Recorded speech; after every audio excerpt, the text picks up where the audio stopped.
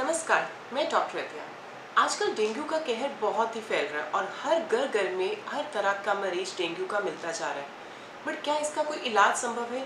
Yes, allopathic में और आयुर्वेदिक में आज मैं आपको कुछ ऐसा फर्क बताऊंगी कि एलोपैथिक में ऐसा कौन सा इलाज है जिससे कि पेशेंट्स जल्दी रिकवर नहीं हो पाता और आयुर्वेदा का इलाज करने से पेशेंट्स बहुत जल्दी रिकवर में हो जाते हैं।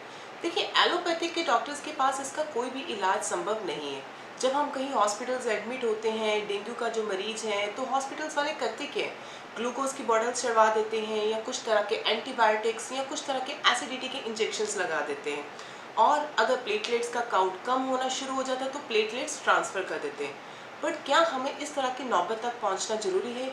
अगर हमारे पास कुछ ऐसा ही सरल उपाय मिल जाए जिससे कि हम अपनी बॉडी में प्लेटलेट्स के सेल्स को पहले से ही उसको बूस्ट करके रखें या कुछ ऐसी प्रिवेंशन या कुछ ऐसे घरेलू नुस्खे अपनाएं जिससे कि प्लेटलेट्स की संख्या को हम गिरने से रोक सकें। सामान्य प्लेटलेट्स की जो उम्र होती है 3 से 5 दिन की होती है और हर रोज हजारों की संख्या में प्लेटलेट्स टूटते हैं और बढ़ते हैं और ये प्रक्रिया चलती रहती है।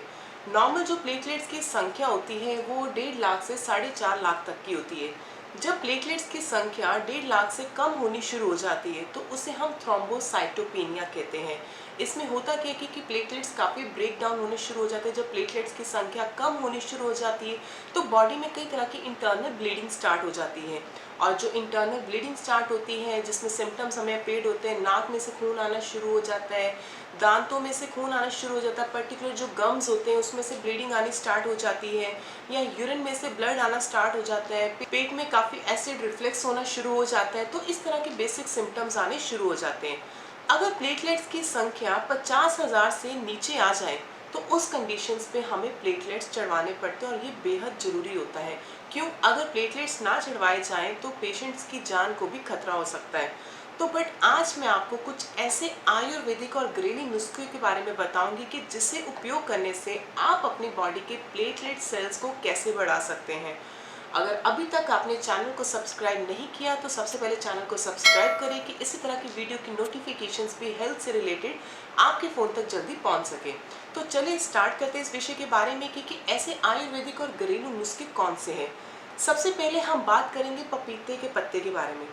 पपीता का पत्ता बहुत ही इम्पॉर्टेंट रोल प्ले करता है प्लेटलेट्स को बढ़ाने में। आप पपीते के पत्ते का जूस निकाल कर पी सकते हैं और इसको लेना कितनी क्वांटिटी में, हमें per day 10 to 20 ml quantity में लेना और 2 to 3 times in a day consume करना है। अगर किसी पेशेंट्स को पपीते के पत्ते का रस पीने से कुछ वॉमिटिंग्स अपीयर होती है यानी कि उल्टी आने का मन होता है तो इसको सेवन में ना लेकर आए।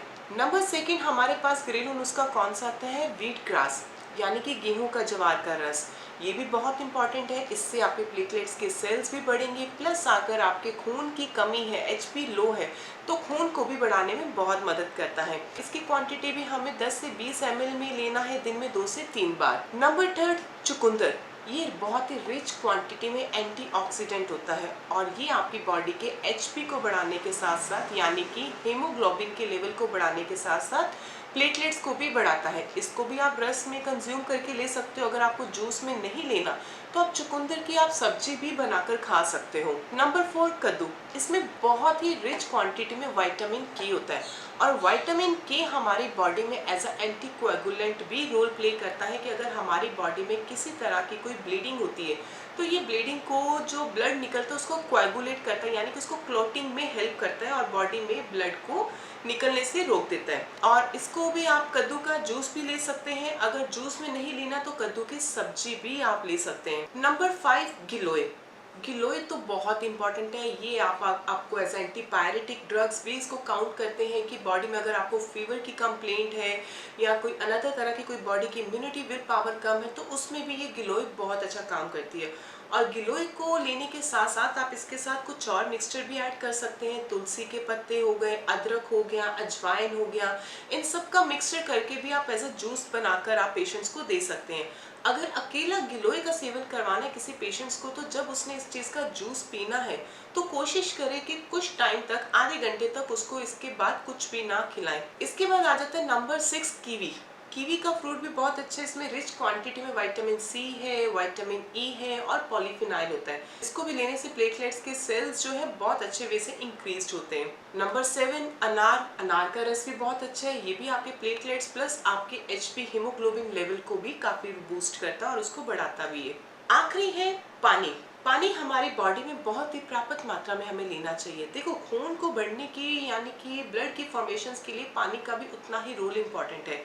तो कोशिश करें कि पूरे दिन में आपके 10 से 12 ग्लास आपका पानी होना चाहिए। और अगर इन केस आपको कुछ डेंगू के लक्षण अपीयर होते हैं तो आपको कैसे पता चलेगा? इसमें होता क्या है कि आपके पेट में जलन होनी शुरू हो जाती है और पेट की जो अंदर की त्वचा होती है वो काफ़ी ज़्यादा लालपन में आ जाती है और उस टाइम पे कंडीशंस में पेशेंट्स को काफ़ी एसिड रिफ्लेक्स करता है और उसकी भूख में कमी आ जाती है, कुछ भी खाने का मन नहीं करता, जी मिचलाता है या बॉडी में से कई तरह की ब्लीडिंग होनी स्टार्ट हो जाती है। तो उस तरफ की कंडीशंस पे हमें क्या करना चाहिए कि पेशेंट्स का जो डाइट है वो हमें काफ़ी बैलेंस्ड करना चाहिए।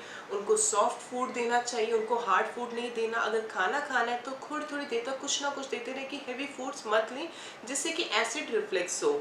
अगर मुंह का टेस्ट अगर उनका कुछ चेंज हो रहा है तो मुंह के टेस्ट को प्रिवेंट करने के लिए तुलसी के पत्ते या पुदीने के पत्ते भी मुंह में रख सकते हैं जिससे कि उनका मुंह का टेस्ट भी सही होगा। और एक चीज का प्रिकॉशंस क्या आपने रखना है कि आसपास की सफाई मेंटेन करके रखिए, गंदगी ज्यादा ना रखें और ज्यादा दिनों का अगर पानी कहीं जगह इकट्ठा है तो उस चीज को साफ सफाई में कन्वर्ट करें।